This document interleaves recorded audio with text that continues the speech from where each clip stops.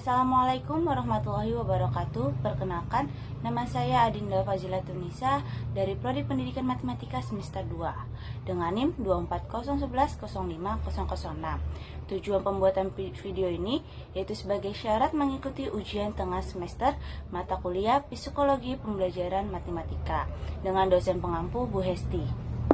Di sini saya akan menjelaskan tentang teori psikologi kognitif dalam pembelajaran matematika.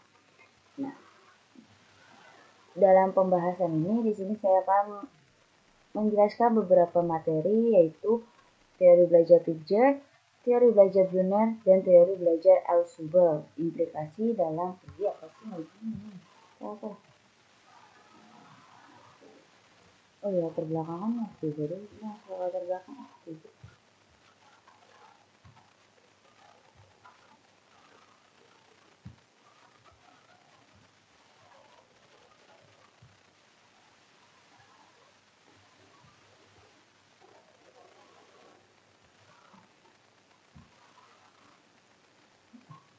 Di sini saya akan menjelaskan tentang teori psikologi kognitif dalam pembelajaran matematika. Materi yang akan dibahas dalam pembahasan ini yaitu yang pertama teori belajar Piaget, teori belajar Brunner, teori belajar Ausubel, dan implikasi dalam pembelajaran matematika.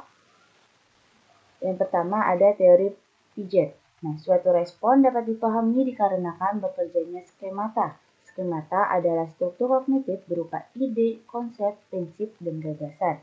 Skemata berkembang secara terus-menerus yang dipengaruhi oleh 3 proses. Proses yang pertama yaitu asimilasi adalah proses pengintegrasian konsep atau pengalaman baru ke dalam struktur kognitif yang telah ada dalam pikiran. Proses yang kedua yaitu akomodasi, yaitu proses penyelesaian struktur kognitif terhadap situasi baru sehingga struktur mental baru terbentuk atau termodifikasi. Yang ketiga, proses ekulibrasi, yaitu proses yang terjadi pada seorang untuk mempertahankan proses-proses pikiran yang seimbang, yang melibatkan asimilasi dan akomodasi. Nah, Piaget percaya bahwa setiap individu melewati 4 tahap perkembangan kognitif secara berurutan, yaitu yang pertama tahap sensori motor pada umur 0-2 tahun, yang kedua tahap praoperasional pada umur 2-7 tahun, yang ketiga tahap operasional konkret 7-11 tahun, dan yang keempat tahap operasional formal 11 sampai dewasa. Nah, tahap praoperasional sendiri yaitu anak pada tahap ini mulai dapat membilang dengan menggunakan benda-benda konkret dan dapat mengelompokkan benda-benda berdasarkan satu sifat khusus yang sederhana. Nah, pada tahap operasional konkret yaitu pada tahap ini umumnya anak memahami operasi logis dengan bantuan benda-benda konkret. Dan yang terakhir tahap operasional formal yaitu kemampuan mengklasifikasi benda-benda dan mengurutkan objek, mampu melihat sudut pandang orang lain. Anak pada tahap operasi formal sudah mampu melakukan penalaran dengan menggunakan hal-hal yang abstrak dan dapat merumuskan dalil atau teori, misalnya dalil Pythagoras, dapat memandang definisi, aturan, dan dalil delma konteks yang benar dan objektif. Yang kedua yaitu teori Jerome S. Brunner atau teori Brunner. Nah, anak dalam proses belajarnya melalui 3 tahap, yaitu enaktif, ikonik, dan simbolik. Nah, tahap enaktif sendiri yaitu anak secara langsung terlibat dalam manipulasi atau mengotak-ngatik objek. Dan yang kedua tahap ikonik yaitu kegiatan yang dilakukan merupakan gambaran dari objek-objek yang dimanipulasinya. Yang ketiga tahap simbolik. Anak sudah mampu menggunakan notasi tanpa tergantung lagi terhadap objek nyata. Nah, hasil pengamatan Brunner sendiri ke sekolah-sekolah dan hasil percobaan teman-temannya Brunner melahirkan dalil-dalil, yaitu yang pertama dalil penyusunan, yaitu di mana suatu konsep akan lebih melekat bila kegiatan-kegiatan yang menunjukkan representasi konsep ini dilakukan oleh siswa sendiri, misalnya untuk memahamkan konsep penjumlahan. Yang kedua dalil notasi, yaitu penggunaan notasi disesuaikan dengan perkembangan mental siswa. Yang ketiga dalil pengkontrasan dan keanekaragaman, yaitu konsep yang harus dikontraskan dengan konsep-konsep lainnya dan disajikan dengan berkeanekaragaman contoh. Misalnya bilangan ganjil dikontraskan dengan bilangan genap, luas garis dikontraskan dengan garis dan sinar. Yang terakhir yaitu dalil pengaitan. Siswa harus lebih banyak diberi kesempatan untuk melihat kaitan-kaitan matematika. Misalnya antar dalil, antar teori, antar topik, dan antar cabang matematika seperti aljabar dan geometri. Yang ketiga yaitu teori Ausubel. Ausubel menggunakan istilah event organizer. Artinya, kesadaran murid terhadap struktur pengetahuan yang sedang dimilikinya sehingga informasi baru dapat dikaitkan dengan pengetahuan sebelumnya. Advanced Organizer diartikan juga sebagai kerangka isi pengait.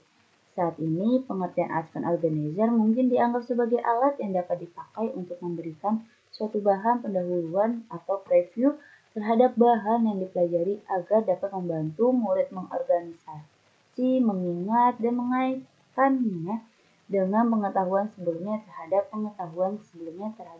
pengetahuan baru yang akan dipelajari. Menurut Nur Hayati.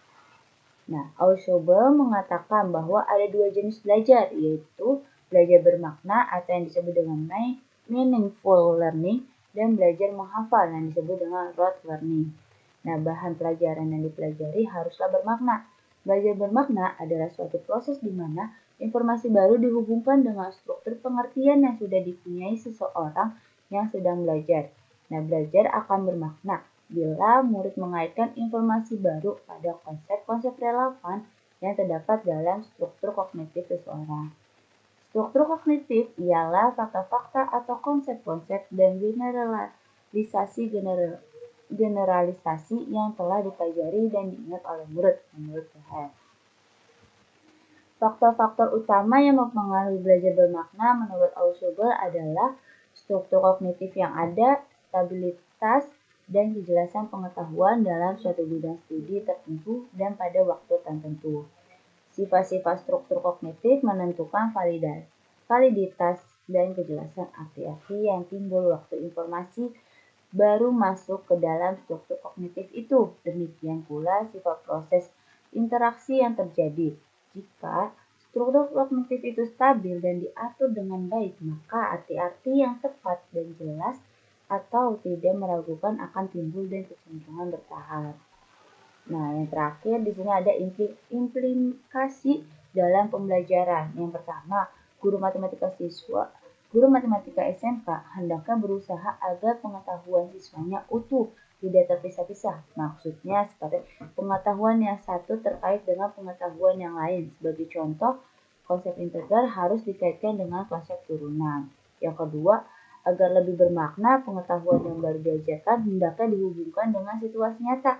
Misalnya, guru dapat menghubungkan himpunan kosong dengan buku kosong.